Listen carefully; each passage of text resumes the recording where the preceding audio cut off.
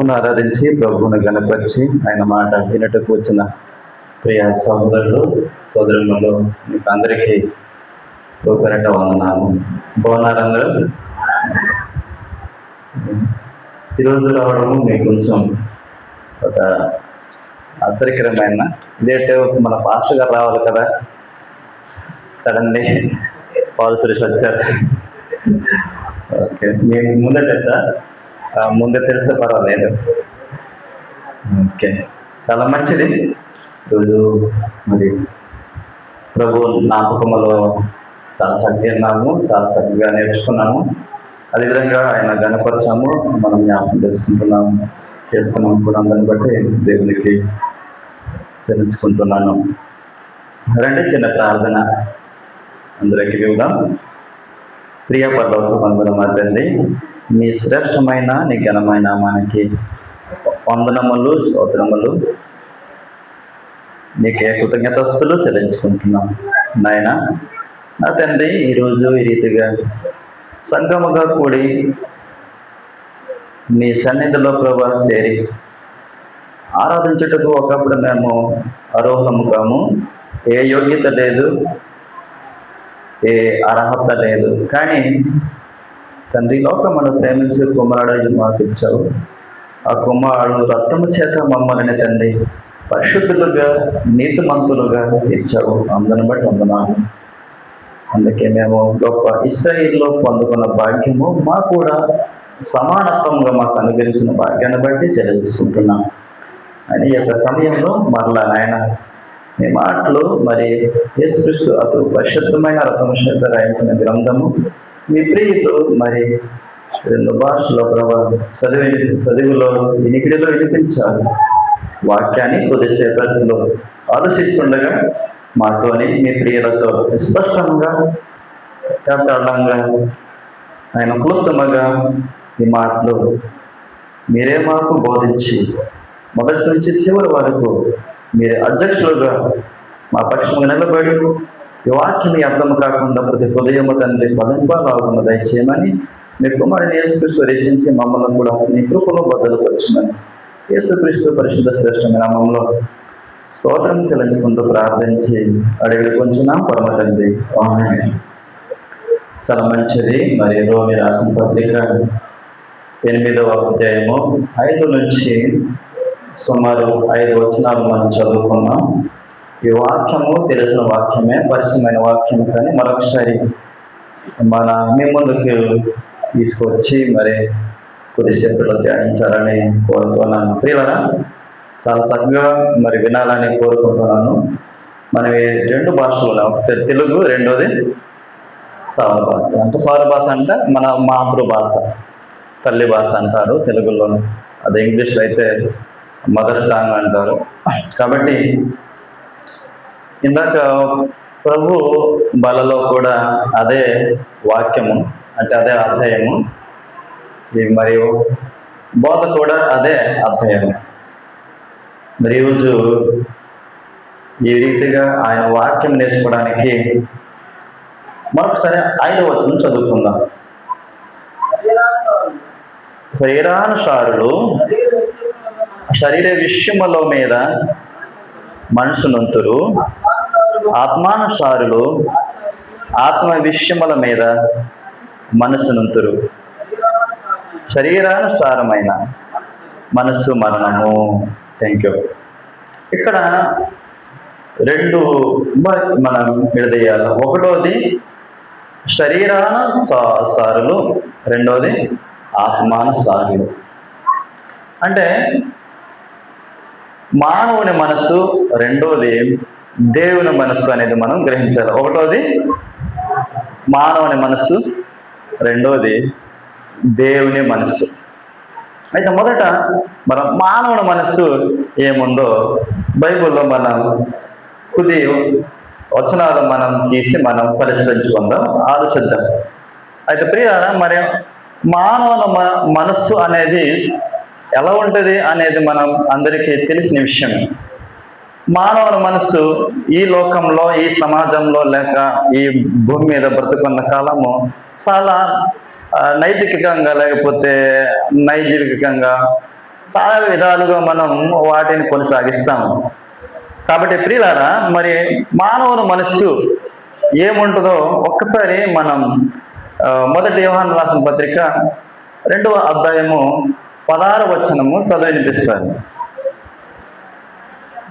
మొదటి యోహాను రాసిన పత్రిక 2వ అధ్యాయము 16వ వచనం. లోకములో ఎవరో ఒక్కరు చదవండి. లోకములో ఉన్నదంతియు అనగా శరీరాశయు, నేత్రాశయు, జీవపు డంబమును ఇవి తండ్రి వలన పుట్టినవు కావు, అవి లోక సంబంధమైనవే. Thank you brother. ప్రియులారా, శరీరాశ అనేది లోక సంబంధమైనవని మరి అపోస్తుడైన యోహాను రాస్తున్నాడు. నేత్రాశయు, తర్వాత జీవప డంబమని మరి పదాలు వాడబడ్డాయి. అయితే నేత్రాశ అనేది ప్రియులారా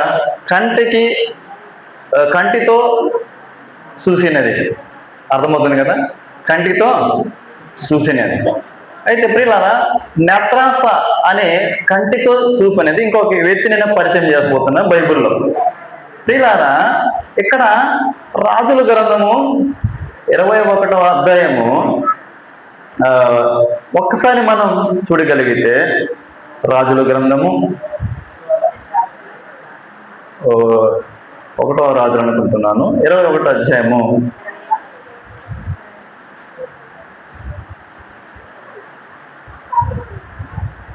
మనం శరీరానాశ్రమం అన్నాం కదా.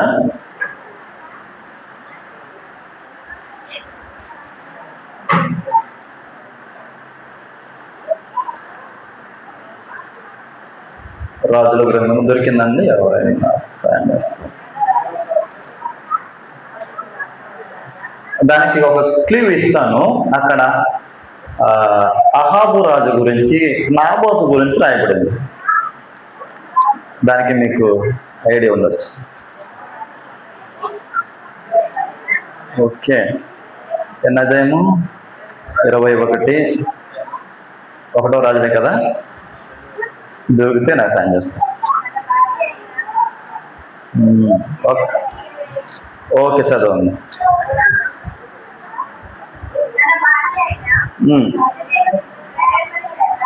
ఏమంటుందట? తన భార్య అయిన యెజెబెలు ప్రేరేపణ చేత యెహోవా దృష్టికి కీడు చెయ్యి తన్ను తాను అమ్ముకొనిన అహాబు వంటి వాడు ఎవడను లేడు. దానికి ముందు నేత్రాస అన్నాము కదా. అసలు నేత్రాస అనేది ఏం చేస్తాడో మనం పైన వచనం చూద్దాం. నేత్రాస కదా, పైన వచనం 21వ అధ్యాయము. ఎందుకు భార్య తన భర్తకు ప్రోత్సాహపరుస్తుందనేది అందులో ఉన్న 2వ వచనం చదవగలగాలి. 1, 2 చదవండి. ఈ సంగతులైన తర్వాత, నేను చదువుతాను చూడండి. ఈ సంగతులైన తర్వాత యెజ్రెయేలులో షోమ్రోను రాజైన అహాబు నగరును అనుకొని యెజ్రెయేలుడు అయిన నాబోతునకు ఒక ద్రాక్ష తోట కలిగి ఉండెను. 2వ వచనం.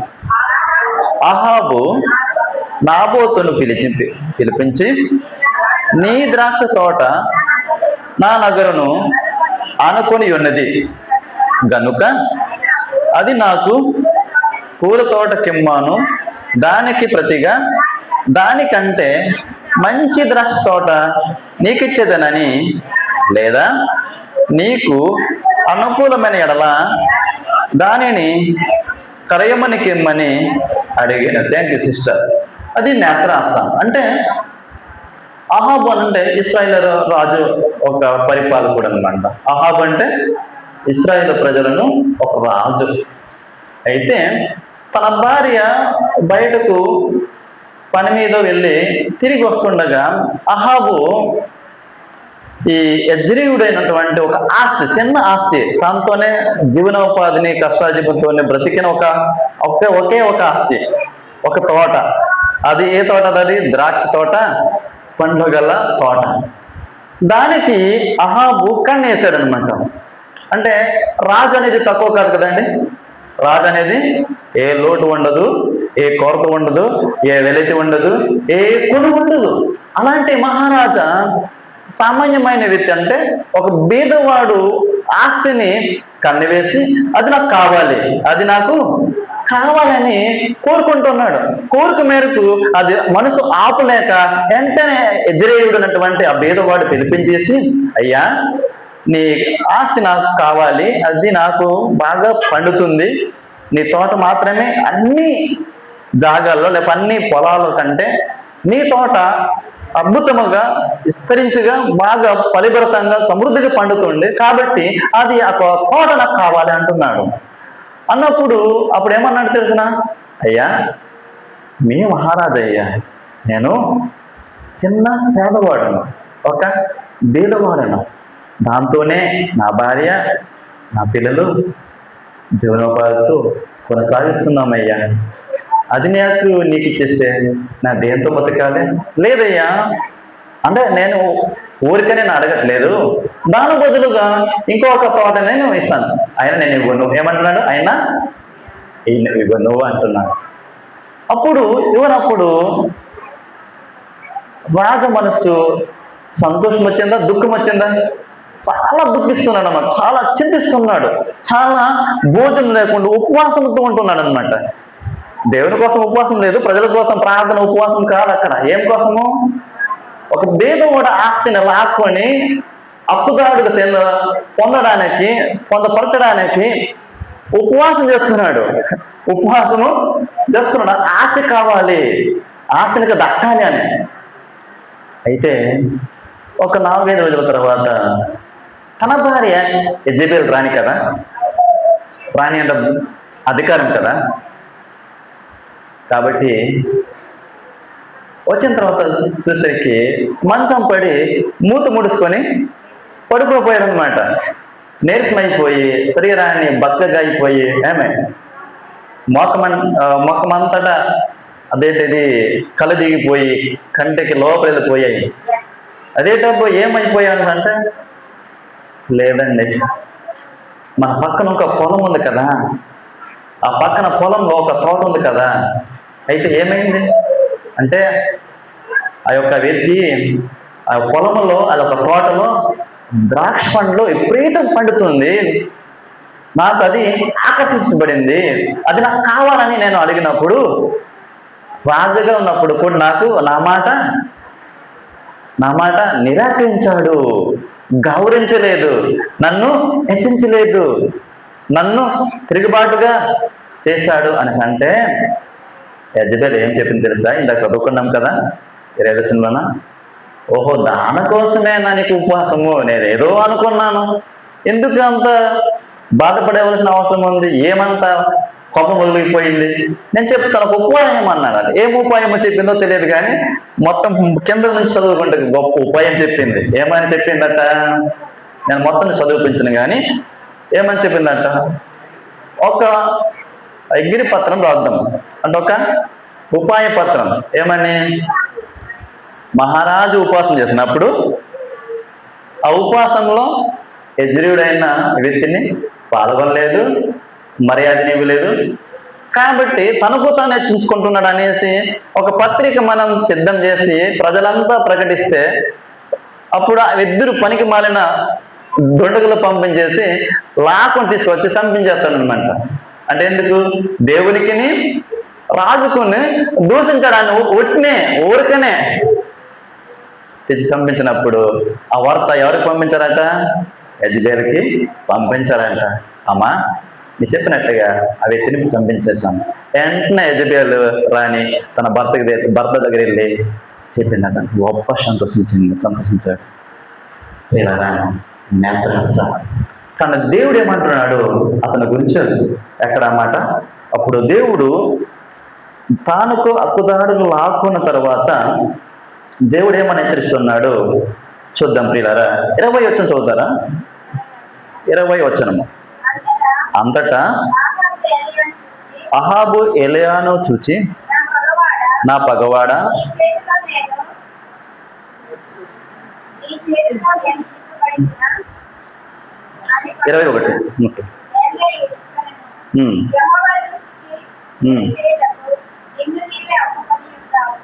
నేనేమంటా, నిన్ను నీవు అమ్ముకొని ఉన్నావు గనుక నా చేతిలో నీవు చిక్కితివి. అందుకు చూడండి 21, అందుకు యెహోవా ఎలాగూ సెలవిచ్చెను, నేను నీ మీదికి అపాయము రప్పించెదను, నీ సంతతి వారిని నాశనము చేతును, అల్పులేమి గనులేమి ఇశ్రాయేలు వారిలో అహాబు పక్షమున ఎవరునూ లేకుండా పురుషులందరినీ నిర్మూలము చేతును. ఇదరా, ఒక బీదవాడి మీద కన్నేస్తే దేవుడు నీ మీద కన్నేస్తాడు. కాబట్టి పిల్లరా, నెత్రాస అంటే ఇందాక చదువుకున్నాం, శరీరాన సౌరుడు అంటే అహాబు దేని కోరిక? దేవుని మీద, తన ఆస్తి మీద. తన ఆస్తి మీద కాదు, తన పక్కింటి ఒక పురుగు వాడు ఒక ఆస్తిని ఆశించాడు. అంటే ప్రియులారా, మనం ఆత్మీయంగా మనం ఎలాగో అర్థం చేసుకున్నామంటే ప్రియులారా, మనస్సు అనేది దేవుని మీద తప్ప, అంటే నీవు దేవుని రాజు కాబట్టి, దేవుని చేత నీవు ఏర్పరచుకోబడ్డావు కాబట్టి, దేవుని చేత ఎన్నుకోబడ్డావు కాబట్టి, దేవుని చేత నీవు నియమింపబడ్డావు కాబట్టి, దాని మీద, ఆ పని మీదే నీవు కాన్సన్ట్రేషన్ ఉండాలి తప్ప ఇటు అటు కుడి కానీ ఎడమ కానీ వెళ్ళకూడదని లేఖనాలు చెప్తుంది. కాబట్టి చాలా జాగ్రత్తగా వాటిని నీవు ప్రవర్తించాలి తప్ప నీ ఇష్టానుసారంగా జీవించటకు నీ యొక్క మనసు ఇవ్వకూడదని దేవుడు హెచ్చరిస్తున్నాడు. వీళ్ళారా, శ్రీరామసారులు చేసేవాడు ఒక గ్రంథం చూపిద్దాం. ఏమంటున్నాడంటే తిమోతి రాసిన పత్రిక 6వ అధ్యాయము 9వ వచనం. మొదటి తిమోతి రాసిన పత్రిక 6వ అధ్యాయము 9వ వచనం. ధనవంతు, ఒకసారి మీ నెంబర్ చదువు. ధనవంతులు అవ్వటకు అపేక్షించేవారు శోధనలోను ఉరిలోను ఏమంటున్నాడండి? అవివేక యుద్ధములో హానికరమైనను. ఒక మైక్ తీసుకోము, జస్ట్ నాకు వినిపించదు. Very good. ధనవంతుల గడ్డకు అపేక్షించంటే కోరిన వాడు సోదరులోను ఉరిలోను అవివేక యుద్ధాలు అనేక హానికరములైన అనేక దురాశ పడుదురు. అట్టిని మనుషులను కష్టములోను నాశనములోను త్రుంచివేయునుడక తీసివేయును. అత్యాశ ఎక్కడ పడుతుందంటే ఒకటి శోధంలోను ఉరిలోను కష్టములోను దురాశ సంబంధించిన యుద్ధములోను నష్టములోను కూడా నాశనంలోను కూడా పడతానట. ఇలా అయితే అత్యాశ ఇంకొక ఎత్తి పరిచయం చేస్తాను. ఇంకొక ఎత్తి చూద్దాం బైబిల్లో. ఇప్పుడు నేను చూపిస్తున్నట్ట కేవలం శరీర ఆశ. ఇంకొక ఎత్తి మనం పరిచయం, ఒక వ్యక్తి పరిచయం చేస్తాను. రెండవ ఎత్తి చూద్దాం పిల్లరా. ఇస్కరియోతు యోధ ఏం ఆశించాడో చూద్దాం. మత్తయి సువార్త 26వ అధ్యాయము 14వ వచనం చదువుతారా? మత్తయి 26వ అధ్యాయము 14వ వచనం. వాడు అప్పటి నుండి ఆయనను అప్పగించుటకు తగిన సమయమును కనిపెట్టుచుండెను. తగిన సమయమును కూర్చుండెను. అయితే చూడండి 27వ అధ్యాయము 3వ వచనం చదవండి. 27:3 వచనం. అప్పుడు ఆయన అప్పగించిన యోధ ఉమ్. పశ్చాత్తాపడి ఆ 30 నాణెములు ప్రధాన యాజకుల యొద్దకును పెద్దల యొద్దకును మరలా తెచ్చి, నేను నిరపరాధ రక్తమును అప్పగించి పాపము చేసితినని చెప్పెను. వారు దానితో మాకేమి పని, నీవే చూచుకోమని చెప్పగా, రెండో యుక్తి నేత్రాశ్రయం అంటే డబ్బు. ఏమొస్తుంటాడట? డబ్బు, అత్యాశ. అవునండి, 3.5 సంవత్సరాలు యేసుక్రీస్తుతో జీవించలేదా? ఎప్పుడైనా లోడ్ చేశాడా? అందరికంటే ఇస్కరియోత పక్కన కూర్చొని పెట్టాడు కదా. అందరికంటే యోధ యేసుప్రభు గిన్నెలో గిన్నె, ఒకే కంచం, ఒకే గిన్నె, ఒకే సిట్టింగు. యేసుప్రభు ఎక్కడ కూర్చుంటే ఇస్కరియోత కూడా అక్కడే కూర్చోమన్నాడు. యేసుప్రభు వారు ఇస్కరియోత ఏ లోటు చేయలేదు. ఎప్పుడు దాహము అని ఎరగలేదు, ఎప్పుడు ఆకలి అని ఎరగలేదు. అలాంటి ఇస్కరియోత ఒక్కరోజు ఒక 30 వెండి నాణెముల గురించి ఆశించారు. కానీ ఇందాక చదువుకున్నాం కదా రోమి రాసిన పత్రిక, అలాంటి వాళ్ళు మరణము అంతమాట. ఏమవుతుందట? మరణము అంతమాట. చూడండి ఏం జరిగిందంటే, మరణము అంతం అనేది సేవకి 5 వచనం చదవండి. 27 మత్తయి సువార్త. అతడు ఆ వెండి నాణెములు దేవాలయములో పారవేసి ఊరి పెట్టుకో. ఇందాక చదువుకున్నాం కదండి. ఎక్కడ? ఊరిలోన. ఏ గ్రంథం? తిమోతి రాసిన పత్రిక 6వ అధ్యాయం. అది కంఠాసం పెట్టండి. నేను రాకపోయినా కథం చేయండి. ప్రియులారా, అట్టి వారిలో మరణము అనేలా చదువుకున్నా. శరీరానాసురులు మరణము శివర అంతముందే అదే కోరిన వాడు ఇక్కడ ఇస్కరియోతు మరణమే అంతమైంది. ఇంకా అపోస్తల కార్యము 1వ అధ్యాయం 18 చదువుకుంటే, తన పెరుగులు, తన దేవుడు మోతినందున తన ప్రేగులు బయటకు వచ్చిందట. తన ప్రేగులు బయటకు వచ్చిందని అందుకని ఎంత బైబుల్ స్పష్టంగా చెప్పబడుతుంది తీరాలి. కాబట్టి శరీరాశలు కాకుండా ఇది మానవుని యొక్క మనస్సు ఆశించినది. అన్నీ కావాలి కదా. ఉన్నా కావాలి, లేకపోయినా కావాలి, ఉన్నా కావాలి. చిన్న ఉదాహరణ చెప్తాను. ఒక ఫంక్షన్కి నేను వెళ్ళాను. మన ప్రాంతంలో కాదు, వేరే ప్రాంతం వెళ్ళాను. అది పల్లెటూరు ప్రాంతం. ఆ ఫంక్షన్లో నానా రకాలు ఐటమ్స్ పెట్టారు. బిర్యానీ, చికెను, దమ్ బిర్యానీ, తర్వాత ప్రాన్ కర్రీ. ప్రాన్ కర్రీ అద్భుతం కదా.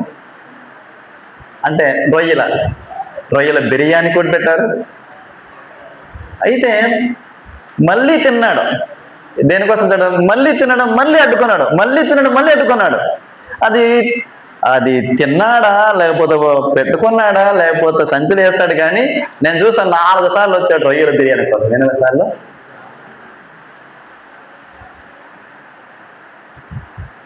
మనస్సు, దేవుని మనస్సు అది కాదు. దేవుని మనస్సు ఇది తర్వాత వచ్చేది పిల్లరా మరణమే వస్తుందని లేఖనాలు చేస్తుంది.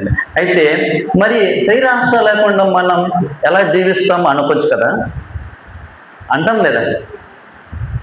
మరి డేకన్ గారు, శరీరాల ఆశ లేకపోతే కొండ కొడతాము, వ్యవసాయం చేస్తాము, పైనాపిల్ కొడుతున్నాము, తర్వాత కందులు వేస్తాము, జీడిపికలు వేస్తాము, వరి పంట వేస్తాము, అది ఆశ కాదా? కాదు. ఉన్న దాంతో సరిపెట్టుకోవడం అనేది ఆశ కాదు. కానీ ఉన్నది ఇంకా కావాలనేది అత్యాశ. అది ఉంటే ఏమన్నది దాన్ని ఇంకా పౌలు అంటాడు తిమోతి రాసిన పత్రిక, వరిలోను నష్టంలోను నాశనంలోనూ పడదురు అని. కాబట్టి అది జాగ్రత్త, దేవుడిచ్చిన దాన్ని సద్వినియోగం చేసుకుని దేవునికి ఆరాధించాలి తప్ప ఎక్స్ట్రా అనేది ఉండకూడదు అనేది. ఉదాహరణ, ఈరోజు ఆదివారం కదా, ఆదివారం ఇంకా యేసుకృష్ణ అంటే నీకు తగిన సమయంలో నీ పని, నీ శరీరం కోసం, నీ కుటుంబం కోసం, నీ పోషణ కోసం, నీ జీవన కోసము పని చేయు. కానీ దేవుని పని అనగా ఆదివారం వచ్చినప్పుడు కనీసం ఆ రోజు 1 గంట అయినా ఆరాధించి మిగతా కార్యక్రమం చేయమన్నారు. అది కూడా ఎక్స్ట్రా ఈరోజు కూడా అది మనం తిరిగి నిరాకరిస్తే ఎవరికి ఆశించినట్టు? ఇస్కరియోతు యోధ ఆశించినట్టు. చివరికి తన గురువునే అమ్ముకుంది. సంఘాలు కూడా ఈ రోజుల్లోన తన గురువునే అమ్ముకునే కెపాసిటీ వచ్చినాయి. గురువునే నిరాకరించే, గురువునే తిరుగుబాటు చేసే, గురువునే అలాంటి మనం ఎప్పుడైతే అత్యాస అనేది మనం ఉంటే చివరికి సుఖము ఉండదు, కానీ ఏమొస్తుందట? ఊరి నాశనము, నష్టములోన పడిపోతాం. కాబట్టి ప్రియులారా, మరి రెండోది చూద్దాం. అయితే ఎలా జీవించాలి? ఇందాక మనం రెండోది ఆత్మ, దేవుని మనస్సు మనం ఎరుగుదాం. దేవుని మనస్సు ఏమంటున్నాడంటే ఇక్కడ ఆత్మానుసారమైన మనస్సు జీవమును సమాధానమై ఉన్నది. ఏ మనసు అది? దేవుని మనస్సు, దేవుని మనస్సు జీవమును సమాధానమునై ఉన్నది. అట్లాగా ఉన్న మరి ఒక గ్రంథం చూద్దాం ప్రియులారా. సమాధానం హబక్కు గ్రంథము 3వ అధ్యాయము 17 నుంచి 19 వరకు చదువుతారా? ఓకే, హబక్కూకు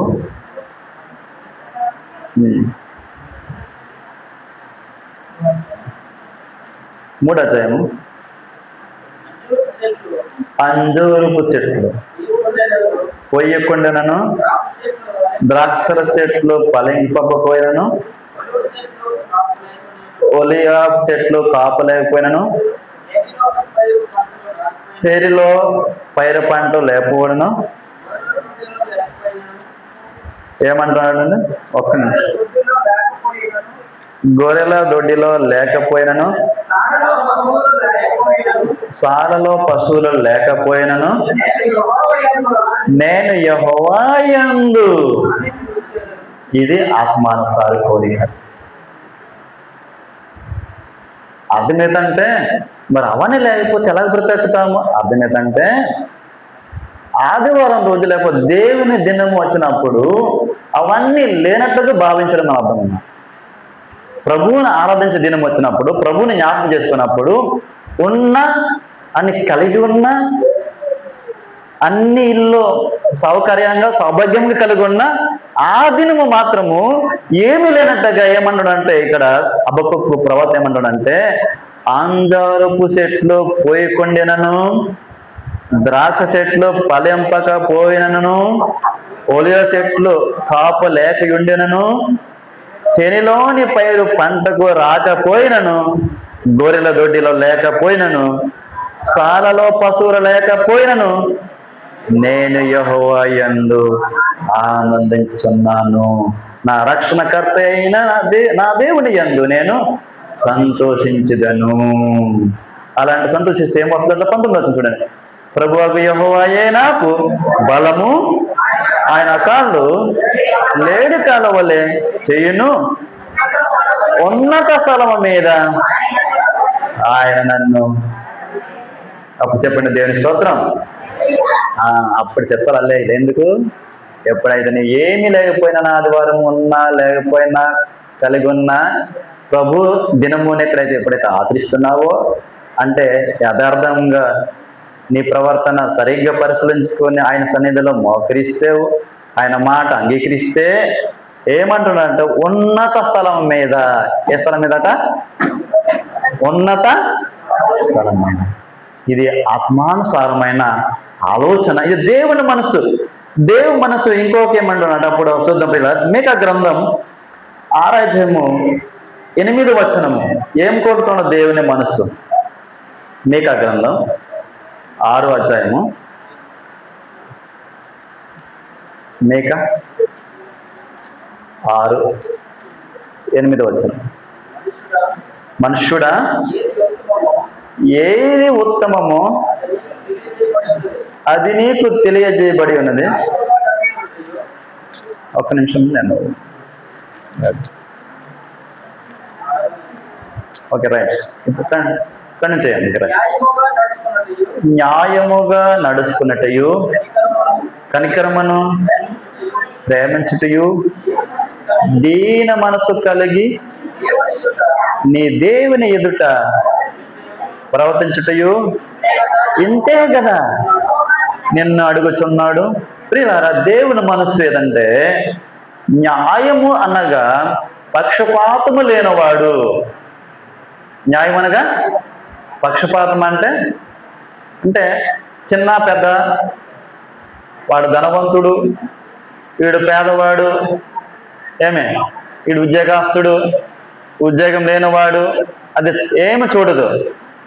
న్యాయంగా రెండు సమానంగా తీర్పు తీర్చేవాడని అర్థం. ఇంకోటి అంటే కనికరం అంటే ప్రియులారా, నేను ఒకప్పుడు ఈ లోకంలో ఎవరూ కనికరింపలేదు, కానీ దేవుడు నిన్ను నన్ను ప్రేమించి మరలా జగత్తు పునదేయబడక మునిపి నేను ఏర్పరచుకున్నాడు. ఆ కనికరము చూపి యేసుక్రీస్తు వారి లోకానికి పంపి నీ శిక్ష నా శిక్ష తనపై వేసుకొని ఆ శిక్షను భరించాడు. ఆ కనికరం ఆ కనికరం మీలో కూడా ఉండాలి. ఏమంటాడు? ఆ కనికరము మీలో కూడా ఉండాలి. ఎందుకంటే లేఖనాలుగా సెలవిస్తుంది ప్రియులారా. ఎఫెసీయులకు రాసిన పత్రిక 4 ఒక మాట అంటాడు, నేను మిమ్మును క్షమించిన ప్రకారము మీరును కూడా ఒకరినొకరు క్షమించుకున్నది. ఆయన కనికరం. మనం క్షమించే గుణం ఉందా? ప్రేమించే ఇంకోటి ఏదంటే ప్రేమించుటయు. ప్రేమ అంటే ఏంటది? ప్రేమ అనగా ప్రేమ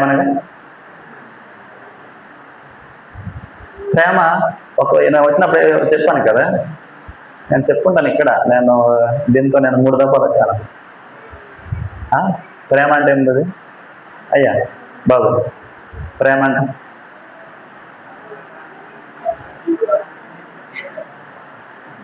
అందరికంటే అవేర్నెస్ ఉంటుంది. జస్ట్ ప్రేమ సులభం కాదు, కష్టం కదా. అమ్మే కలయండి తనమేమన్ లియాన్ మాడే లగండ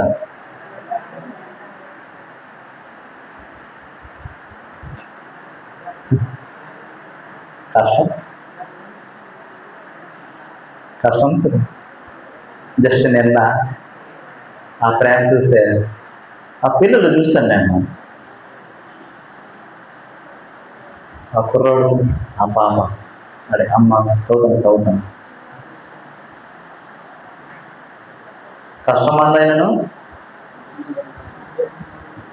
జీవన్ ఏదైనాను ఏది లేకపోయినాను రోగమైనను జబ్బు పడను భార్య కాళ్ళు చేతులు అడుగుపను యేసుక్రీస్తు నిన్ను ఇలువ లేని వాడు ఉన్న మనం ఇలువుగా ప్రేమించాలి. మనం ఒకప్పుడు ఇలువ లేదు ప్రియులారా, కానీ ఇలువ పెట్టి ప్రేమించాడు కదా. అందుకు పౌలు అంటున్నాడు ఇక్కడ కొరింథీ రాసిన పత్రికలో, మీరు ఇలువ పెట్టి కొనబడిన వారు. ఇలువ పెట్టి ఎంత ధన్యమైన వచనం. నిజంగా మనం ఇలువ లేదు, కానీ క్రీస్తు మనకి ఇలువ కట్టాడు. డబ్బుతో కాదు, బంగారంతో కాదు, వెండితో కూడా కాదు, తన సొంత అమూల్యమైన రకం చేత కొన్నాడు. ఎంత విలువ! అలాంటి విలువ ఒక గ్రంథం చదివి ముగిస్తాను. కీర్తన గ్రంథం 73వ అధ్యాయము 25 వచనం చదివితే అంటున్నాడు, 73:25, ఆకాశమును నీవు తప్ప నాకు ఎవరున్నారు? నువ్వు నాకు ఉండగా ఏమంటున్నాండి, ఈ లోకములోనిది ఏది అక్కరలేదు, ఏది అక్కర్లేదు. ఆత్మానుసారమైన కోరిక. దేవుని మనిషి ఇందాక చూసాం, న్యాయముగా నడుచుకొనుటయు, కనికరమును ప్రేమించుటయు, దేని మనసు కలిగి దేవుని ఎదుట జీవించడమే ఉత్తమం. మనుషుడా అన్నాడు కదా, మనుషుడా అన్నాడు. మనుషుడా నేత్రాసొద్దు, ఏమే జీవప దమ్ము వద్దు, ఇంకైతే శ్రీరాసం అవన్నీ వద్దు. కానీ ఏమన్నాడంటే న్యాయముగా ప్రవర్తించుటయు, నడుచుకున్నటయు, ప్రేమను కనికరమును దీని మనసు కలిగిన ఉన్నటయే ఇది గద దేవుడు అడుగుతున్నాడు. ఏమన్నాడు? ఇంతే గద దేవుడు నిన్ను అడుగుతున్నాడు. ఏమన్నా డబ్బు ఇస్తామన్నాడా? డబ్బు నాకు ఇవ్వమన్నాడా? దేవుడు ఏ రోజైనా మీ గ్రంథం చదువుకున్నప్పుడు, మీ కంఠాసు చదువుకున్నప్పుడు, నీ వాక్యం ధ్యానించినప్పుడు ఏనాడైనా నాకు దేవుడు నాకు డబ్బు ఇవ్వు, నాకు బంగారం ఇవ్వు, నీ మనసులో ఏమైనా అనిపించిందా? దేవుడు ఏం అడుగుడు. వీళ్ళారా, ఆత్మానుసారం మరణం, కానీ ఆత్మానుసారం జీవం, కానీ శరీరాశ మరణం. కాబట్టి మనం ఏది కావాలి ప్రియులారా? ఇస్కరియోతు యోధులాగా జీవిద్దామా, లేక కీర్తనకారుడుగా అన్నట్టు మనం జీవిద్దామా? ఏది కావాలి? ఏది మనం జీవించాలి? ఆకాశమందు నువ్వు తప్ప ఈ లోకంలో ఉన్నది నేది ఎందుకంటే